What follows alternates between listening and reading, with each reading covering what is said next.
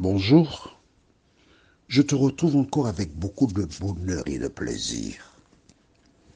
Hier, tu te rappelles, j'ai lu avec toi dans les Écritures une parole qui est écrite suite à la déclaration de Jésus, donnez-leur vous-même à manger. C'est un ordre donné par Jésus. Et en fin de l'étude de ce jour, je t'expliquerai quelque chose d'autre. Nous verrons aujourd'hui combien avez-vous. Juste avant, prions.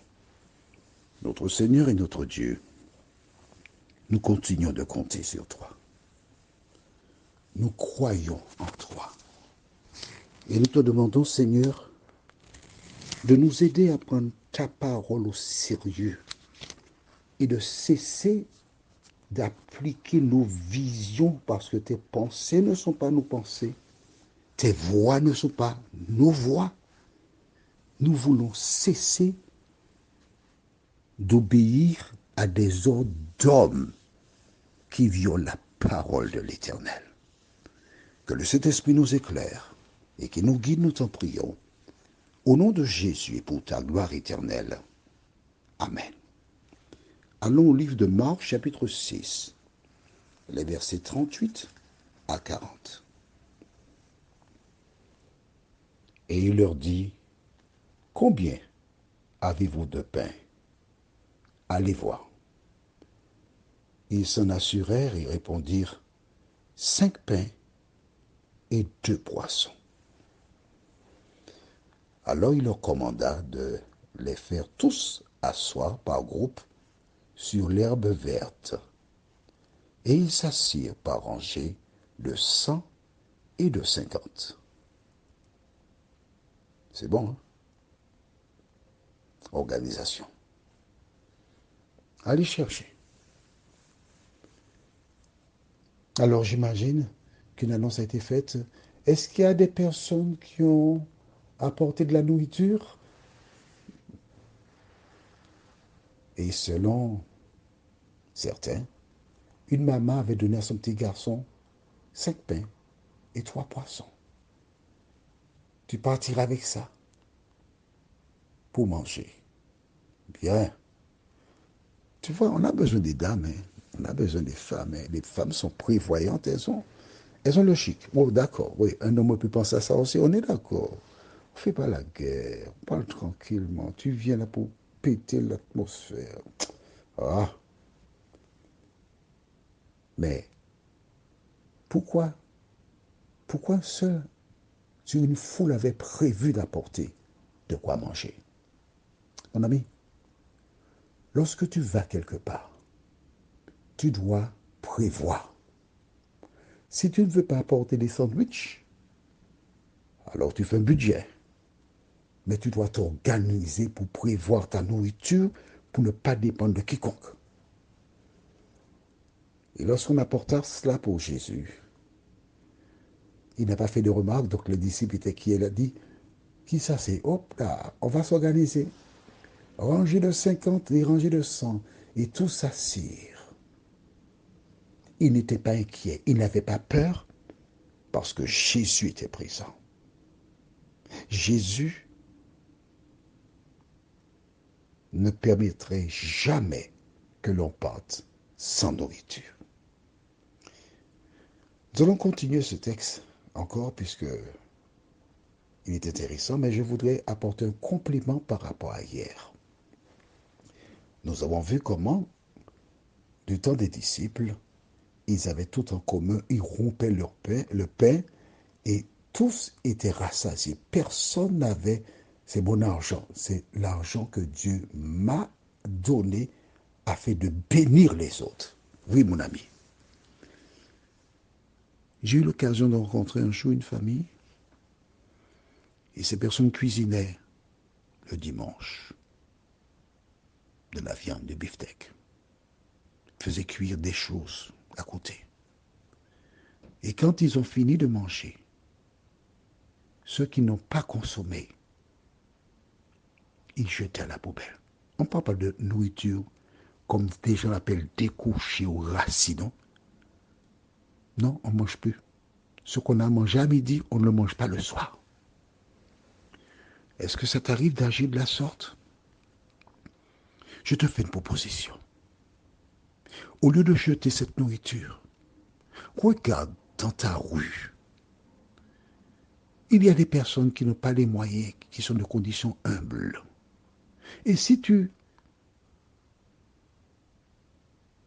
essayes de t'approcher de ces personnes-là, et au lieu de jeter le repas, les inviter soit à venir déjeuner chez toi ou apporter une petite gamelle pour ces personnes.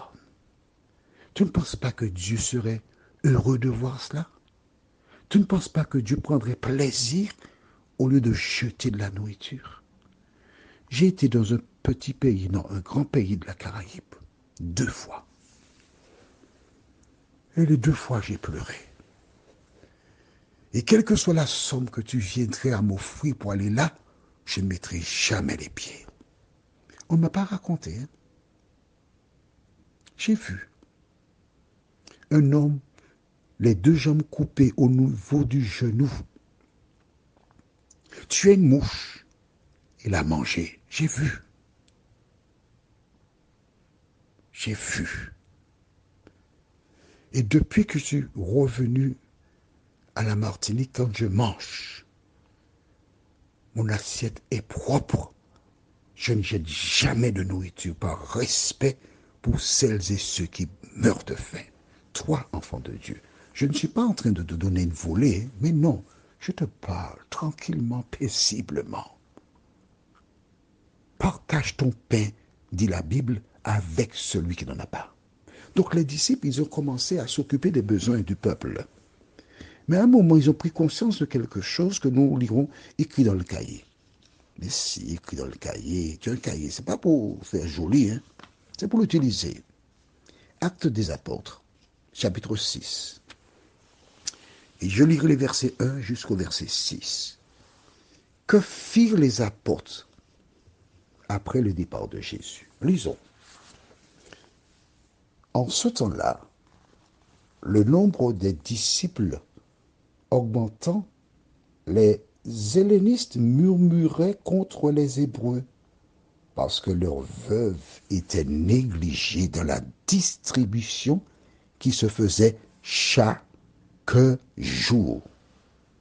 Les 12, donc les disciples, convoquèrent la multitude des disciples et dirent: il n'est pas convenable que nous délaissions la parole de Dieu pour servir aux tables. Ça veut dire quoi? Que ce pour lequel Jésus nous a appelés, c'est aller prêcher l'évangile. Mais non, on ne peut pas laisser la prédication de l'évangile pour servir aux tables. Comment ferons-nous? Donc ce sont les apôtres, hein? Pierre, Jean-Jacques, qui distribuaient à manger chaque jour, donnaient à manger aux veuves, ils assuraient les besoins du peuple. C'est marqué dans la Bible. C'est pas moi qui te le dis ça, non? Mais c'est marqué là-dedans. Pourquoi on ne fait pas ça? Pourquoi des personnes qui sont obligées d'aller au secours catholique, au secours évangélique, au secours adventiste, etc. Pourquoi? Pourquoi? Non. Ce sont les communautés qui devraient s'occuper de leurs membres et subvenir à leur nourriture. Mais c'est marqué dans la Bible. On continue au verset 3. C'est pourquoi, frères, choisissez parmi vous 7 hommes de qui l'on rende un bon témoignage, qui soient pleins d'Esprit Saint et de sagesse, et que nous chargerons de cet emploi. Et nous continuerons à nous appliquer à la prière et au ministère de la parole. Voilà. Donc les apôtres, ils ont cherché à se décharger de cette mission-là. Et qu'ont-ils fait? Verset 5. Cette proposition plut à toute l'assemblée. Ils élurent Étienne, homme plein de foi et d'Esprit Saint, Philippe, Procor, Nicanor, Timon, Parnéas et Nicolas, prosélyte d'Antioche. Ils les présentèrent aux apôtres qui, après avoir prié, leur imposèrent les mains, et c'est ainsi que sont nés qui? Les diacres. Voilà. La fonction première des diacres consistait à faire quoi? À distribuer la nourriture aux membres qui n'avaient rien à manger. C'est ça. Hein? Aujourd'hui, dans des communautés, les diacres sont des manutentionnaires. On leur donne toute espèce de charge. Mais la raison fondamentale pour laquelle les diacres ont été mis en place, c'est pour subvenir aux besoins des membres de la communauté qui n'avaient rien à manger. Je n'ai rien inventé. C'est écrit dans la Bible. Alors, si tu as une Bible, il serait temps de commencer à la lire et de ne pas mettre en place des choses qui viennent de toi, mais d'obéir pleinement à la parole de Dieu. Prions. Notre Seigneur et notre Dieu, merci pour la parole. Merci de nous parler. Merci de nous diriger. Merci de nous rappeler que ce ne sont pas des hommes qui mettent en place ta volonté, mais le devoir des hommes consiste à lire la Bible et à l'appliquer. Merci de veiller sur celles et ceux qui aspirent à être sauvés. Permets que toutes les personnes qui ont entendu cet audio s'asseyent, qu'elles lisent pour elles-mêmes, qu'elles fassent des recherches et qu'elles n'aillent pas dire Jean-Claude a dit, non, mais qu'elles disent ces personnes, j'ai lu, j'ai compris, ma Bible dit, nous devons faire ce que dit la Bible et non ce que pensent les hommes. Seigneur, bénis tes enfants, celles et ceux qui t'aiment, et permets qu'ils appliquent la vérité au nom de Jésus pour ta gloire éternelle. Amen. Je te souhaite une bonne journée. Et tu vois, voici pourquoi je te dis d'aller lire ta Bible. Si tu lisais ta Bible, tu pourrais dire aux membres, aux dirigeants de ta communauté, c'est pas ce que dit la Bible. Que l'Éternel te garde et qu'il te bénisse. Je te souhaite une bonne journée.